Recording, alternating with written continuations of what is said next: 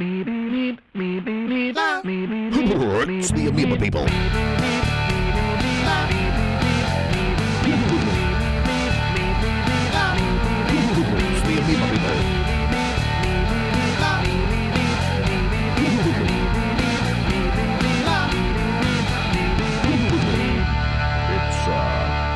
The Amoeba People.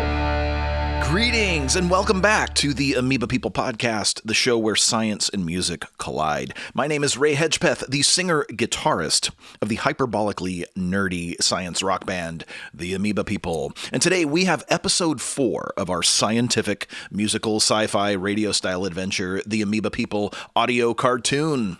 I have to say, you guys, this episode might be my favorite thus far. I know you're not supposed to have favorites, the things that you work on for a long time and you create. We put a lot of work in these episodes, and you shouldn't really have a favorite. They should be like children, they all have their equal values, but I don't know, this one just kind of stands out to me. Today, the Meebs, with the help of Beckford and crazy Uncle Leon, attempt to rescue their ship, the Improbable, from the dastardly clutches of E-Lawn Musk and his goons. This one is action-packed and very funny too, I gotta say.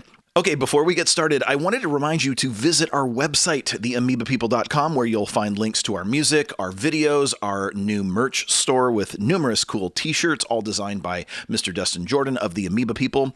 And buying merch from us is a great way to support what we do, but you can also support what we do through Patreon, and you can find the link to that on our website as well. But perhaps the best way you can support us, at least the easiest and certainly the most inexpensive, is by giving us a rating and a review for this podcast on whatever podcast platform you listen to it on. That really is the best way for people to find out about it. And you can also share it with family and friends, even your closest enemies, because everybody needs a little amoebic love these days, don't you think? Okay, without further ado, ladies and gentlemen, humans of all varieties, we present to you episode 4 of the Amoeba People Audio Cartoon. For decades, humans have transmitted radio wave signals deep into space. Little did they know advanced amoebic life forms on the planet Crouton received these transmissions with great wonder and curiosity. The Croutonian Council voted to send their musical ambassadors on an expedition to this distant world to investigate. These are the scientific and musical adventures of the Amoeba People.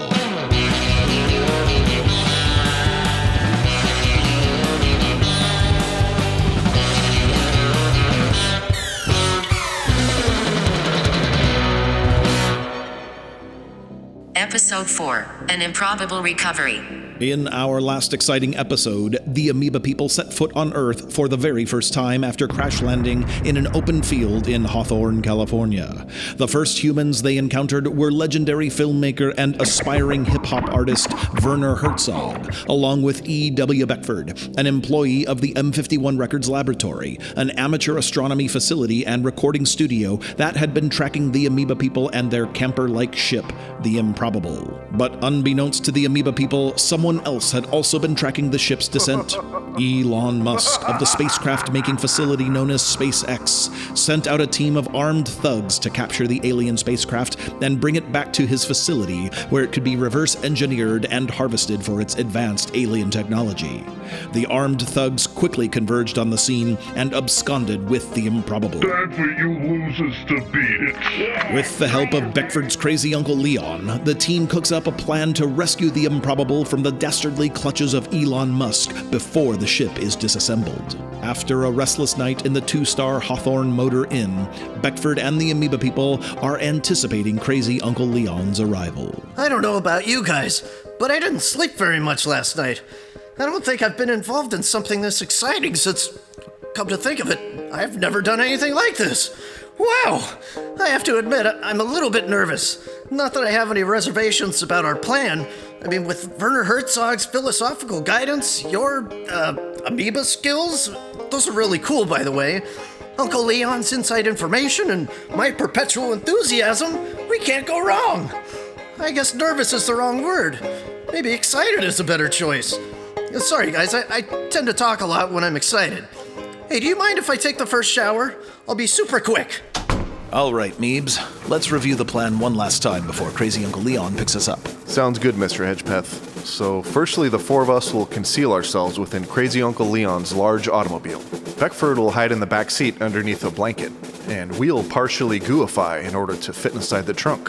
Crazy Uncle Leon will then transport us inside the SpaceX facility to the employee parking lot. After he parks the vehicle, we'll wait inside while he retrieves 4 custodian jumpsuits for us. We'll put the uniforms on inside the car before carefully exiting one at a time to avoid suspicion. After exiting the vehicle, we will look for the 20-foot bronze statue of E-Lawn Musk in the center of the courtyard, which will be our reference point. We'll head towards the statue and veer slightly left to the Musketeria, SpaceX's campus dining room. One at a time, we'll pass through the dining area and into the kitchen. The cooks will be busy with the breakfast rush, so nobody should pay special attention to custodians passing through. After making our way through the kitchen, we'll regroup in the loading dock out back. At this point, we'll be able to see the entrance to Hangar 19. Uncle Leon will part ways with us there, so we'll be on our own. Our next order of business will be to deal with the 3 to 5 armed guards at the Hangar 19 gate. At this time, we will deploy the 3-tiered infiltration formulation. Beckford will initiate contact by approaching the guards and feigning medical distress, which should create a disturbance and attract the guards' attention. Once they're distracted and gathered around Beckford, I'll begin my approach. Mr. Mosley will then initiate his awkward assaults, a combination of psionic bombardment and bungled social interactions causing intense discomfort. This should scatter most of the guards on the spot. If necessary, Mr. Jordan will deal with any stragglers by unleashing his percussive bellow, an auditory blast that peaks the target's levels and incapacitates them for several minutes. While you two Meebs are dealing with the goons, I'll dash inside the guard booth and activate the hangar door controls. As we're heading inside Hangar 19, Mr. Jordan will use the remote interface to awaken the Improbable and prepare it for launch. We'll be cutting it close, but the total do-over self-repair system should have propulsion systems online by the time we get there. Once we're inside the ship, we'll be home free. All right, guys, the shower's open. Who's next? Hey, sounds like Uncle Leon got here a little early. Beckford and the Meebs exit their dingy motel. Waiting for them in the motel parking lot is crazy Uncle Leon, a thin man in his 50s, wearing acid-washed jeans and a Def Leppard t-shirt. With his arms crossed, Leon leans against a 1977 Lincoln Continental Mark V, boasting 7.5 liters of engine displacement and over 19 feet in length. It is one of the largest automobiles ever made on planet Earth. This particular vehicle has obviously been thoroughly used and poorly maintained. Its surface is a patchwork of rust and spray primer, with bits of the original midnight blue finish still clinging to the steel panels after more than 4 decades of abuse. Eddie, hey buddy, how you doing, man? Good to see you, Uncle Leon. Thanks so much for helping us out. We know you're really sticking your neck out for us. Uncle Leon, meet the Amoeba People. I'm Mr. Hedgepeth, and I'd like to echo Beckford's thank you, Mr. Crazy Uncle Leon. We are in your debt. Just Leon's fine, man. Nice to meet you, Just Leon. Greetings. We're looking forward to seeing the inside of your voluminous trunk. Oh yeah, sure, man. Hop in, man. Beckford and Leon widen their eyes with wonder as the Meebs partially gooify, assuming semi-amoebic consistency. Their bodies bend and contort unnaturally as they slither inside the Lincoln's cargo compartment. Wow, that was creepy. Are you guys okay in there? All good here. Affirmative. Please. Everything is fantastic. Okay, man, we better head out. Beckford clambers into the back seat, where Leon covers him in an old moving blanket. Yo, when's the last time you cleaned this thing? What's that, man? Nothing. Good to go, Uncle Leon.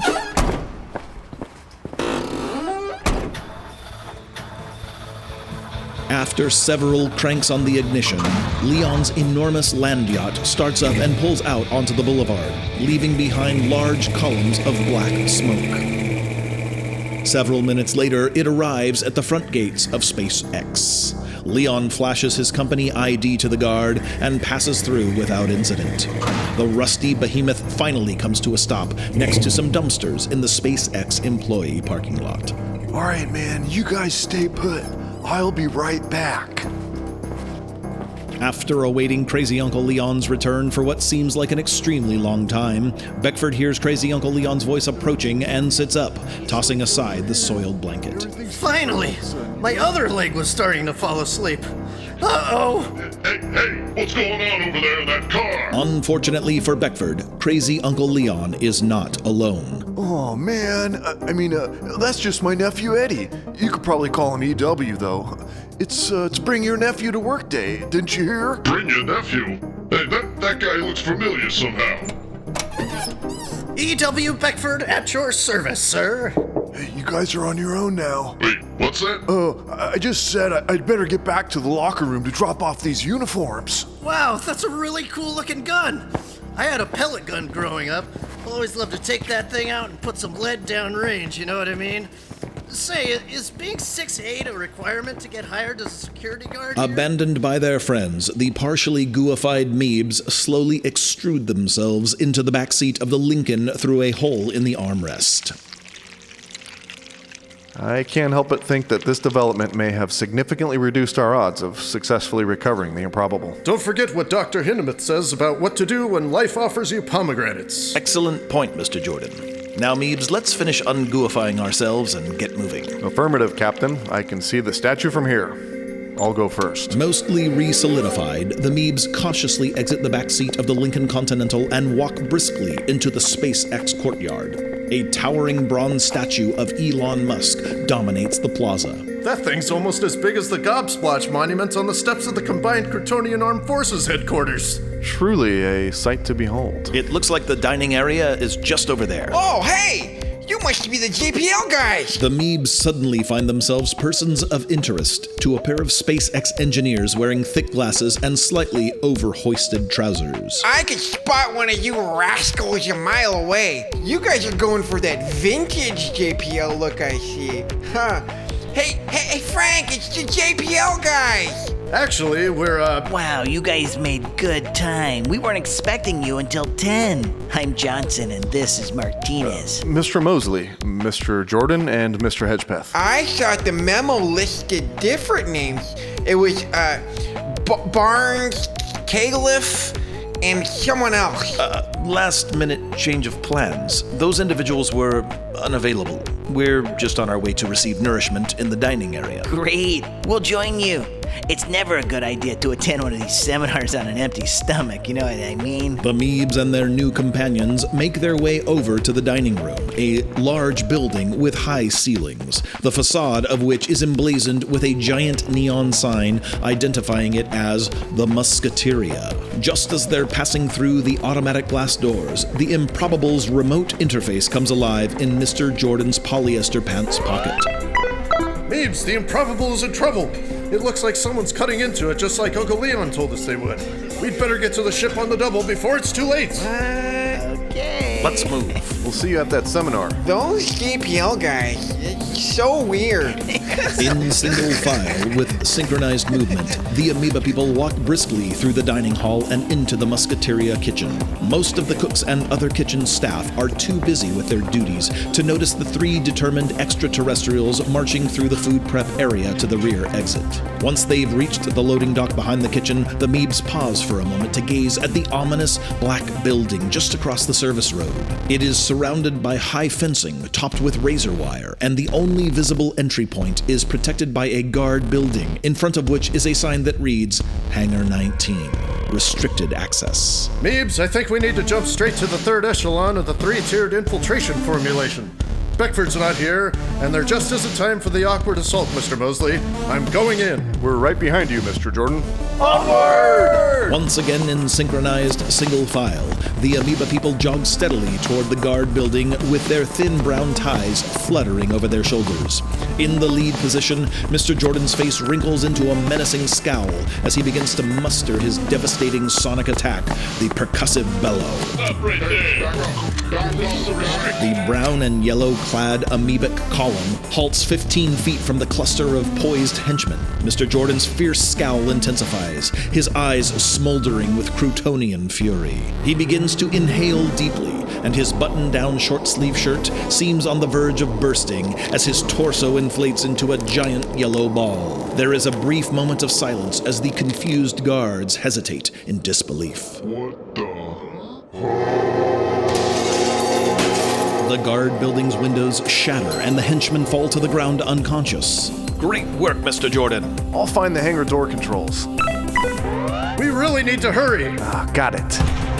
Meanwhile, in his dimly lit executive control room deep within the bowels of the SpaceX compound, E-Lawn Musk takes a sip of coffee and reaches for a stack of Mars bars which have been neatly arranged for him on an ornamented serving platter. His attention is fixed on a large monitor displaying several angles of Hangar 19's interior. A crowd of men in white lab coats are seen surrounding the Amoeba People's mangled, camper-like ship, the Improbable. Some of the men are probing the ship with various instruments, others making entries on translucent digital tablets. Still others are making incisions with plasma cutters, creating showers of sparks and puffs of gray smoke. Musk's grin stretches so widely that chunks of nougat fall from his lips and adhere to his designer denim slacks. Protovorical oscillatrices? Subharmonic quark inhibitors, are you kidding me? What I wouldn't, sort of give to have a conversation with these alien engineers who designed these wonders. The reactor core sample alone will prove to be the most valuable substance known to man by several orders of magnitude. What's this? What's this? Musk's smugness is instantly replaced by panic as he watches his lab workers suddenly knocked to the ground by an invisible shockwave. His mouth opens incredulously as three strange men weave through the incapacitated scientists, open the ship's door, and disappear within. No! All security personnel, report immediately to Hangar 19. This is not a drill. Inside the Improbable, the Meebs work quickly to get the ship online. Guys, I have some bad news. The Improbable's flight systems are still offline. All we have available is surface propulsion. That'll have to do. Let's get out of here, Mr. Jordan. We'd better hurry. I'm reading several vehicles coming through the front gate. The Improbable lurches forward, twisted panels from its brushed aluminum exterior dragging on the hangar's concrete floor. With several security vehicles in pursuit, the Meebs have no choice but to steer their ship further into the darkened recesses of Hangar 19. Sensors indicate some sort of tunnel just up ahead. I sure hope that's our way out of here. The Improbable plows through the wooden barricades in front of the tunnel entrance, smashing to bits the sign which reads Hyperloop Construction in Progress. Those vehicles are gaining on us. We can't go much faster.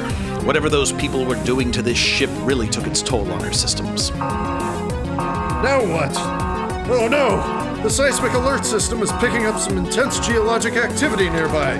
Everyone hold on to something. The Meebs and their ship are violently shaken for several seconds. Dust and rocks begin falling from the top of the tunnel, pelting the already damaged ship along with its pursuers. With a deafening crack, a massive rift opens up above the escaping Improbable, and the tunnel collapses behind them. It appears that those vehicles won't be chasing us anymore, Meebs. The sensors are showing another cave-in about 80 crutometers ahead. We should be able to use it to get back to the surface. Meebs, we've done well today. Things didn't go as planned, but we were able to recover the Improbable just the same. You know, it's been a bumpy ride since we've arrived on Earth. I see what you did there. And we haven't yet been able to engage in amoebic musical awesomeness. It'll be a little while until we reach the tunnel exit, and I'm dying to bust a move. Speaking of busting a move, according to our database, it turns out the humans measured the Earth busting a move on a device called a seismograph. Seismograph.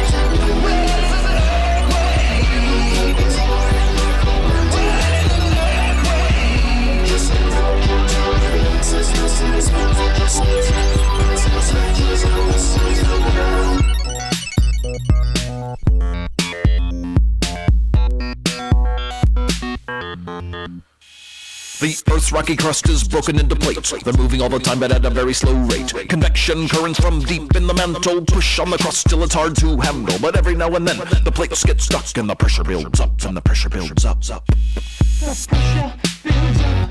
You have to dig it till the pressure so strong. Something's got to give and the plates finally slip and the energy's released and the ground begins to shake.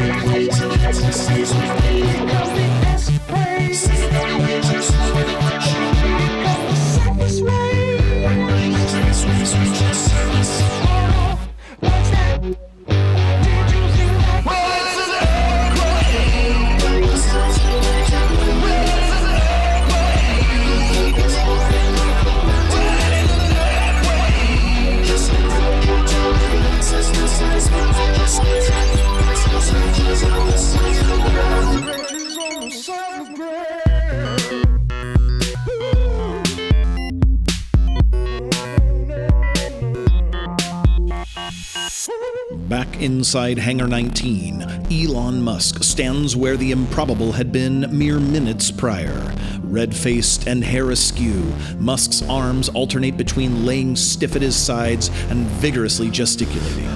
Outmaneuvered, overpowered, and robbed in broad daylight by three men dressed like, sort of 1960s JPL engineers.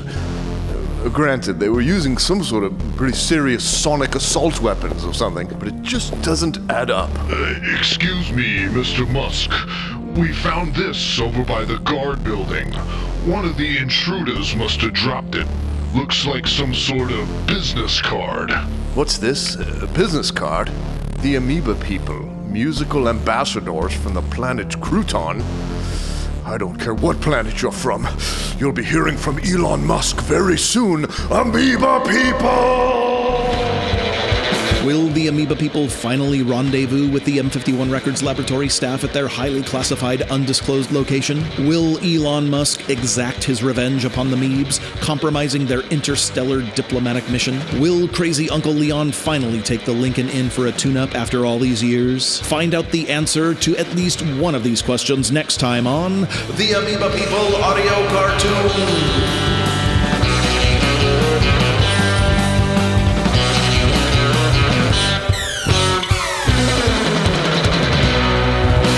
Thank you for listening to the Amoeba People Podcast. The audio cartoon was written, produced, and edited by Mr. Ryan Mosley. Story by Ray Hedgepeth and Ryan Mosley.